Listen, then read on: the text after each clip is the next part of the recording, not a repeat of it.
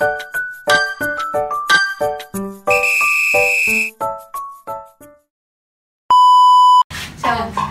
guys, good day. I am Alaika Sigi, your discussant for today about the Freud's personality component. So, first of all, ipakilala muna natin si Freud. So, sino nga ba si Freud or ano nga ba yung famous na ginagawa niya or theories niya? So, Freud is famous in inventing and developing the techniques of a psychoanalysis. So, ito nga ang isang halimbawa natin is yung theories niya about personality component. So, Freud's personality component have three categories, which are the id, ego, and superego. So, ano nga ba sila? Or, para saan nga ba yung tatlong categories na yun ni Freud? First, we have the id. Oh, so, ano nga ba yung characteristic and definition ni id? So, si id is a primitive desire and unconscious mind. So, bakit nga ba natin nasabing primitive desire and unconscious mind? So, in a simple word, si id is more on nakapokus siya sa ating mga wants. Or, kumbaga, gusto ko nito, gusto ko niyan. More on desire siya na gusto niya lang makuha yung mga bagay na hindi ka nag-iisip.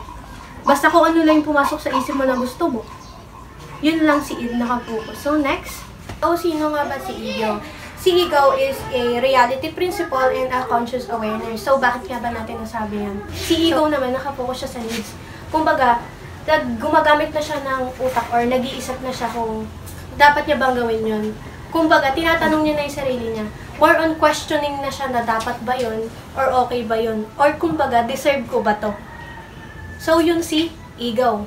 Last natin is si superego.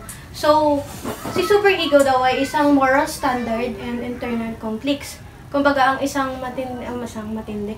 Isang example natin dito is si God. Kasi, si superego is nakapokus sa ating conscience. Kumbaga, si superego yung sagot dun sa mga tanong ni ego. Siya yung nagbibigay na, ay hindi mo pa need yan, na ganito pa. Kumbaga siya yung nagpa-process or nagsasabi sa yun kung ano yung mga tama gawin. And isang example niya na rin dito is yung ating mother, which is siya yung nagbibigay ng opinion or mga paalala sa atin palagi kung ano yung mga tamang gawin. So yun yung isang the best na halimbawa ni superego. Next is yung pinakang interplay nila. So these three daw have their own roles and purposes. So, hindi pwedeng may mawala sa kanila or may mabawas or may manimbang. They need to be balanced. Kasi si id is for expressing her or his feelings. And si ego naman is more on questioning what is right and what is wrong or more on planning. Then si superego naman, siya yung magbibigay ng mga right answer or siya yung magbibigay ng mga tama na gawin. Or kumbaga, sabi ko nga kanina, para siyang nanay mo. And for example, tanggalin natin si id.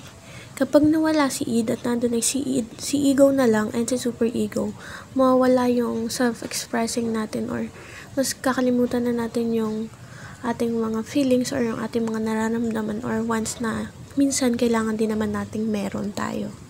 Kasi kailangan din nating isipin yung sarili natin, hindi lang laging iba. Or we called it self-care.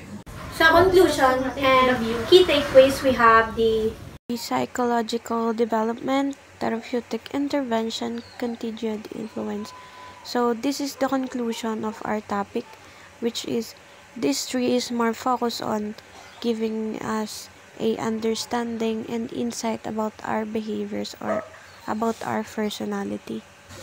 That is why Freud's personality component or theories are still influencing in our generation because it provides us the understanding about our personality or our behavior that may lead us a knowledge and realization about ourselves and others. So that's all. I hope you learned something. Thank you.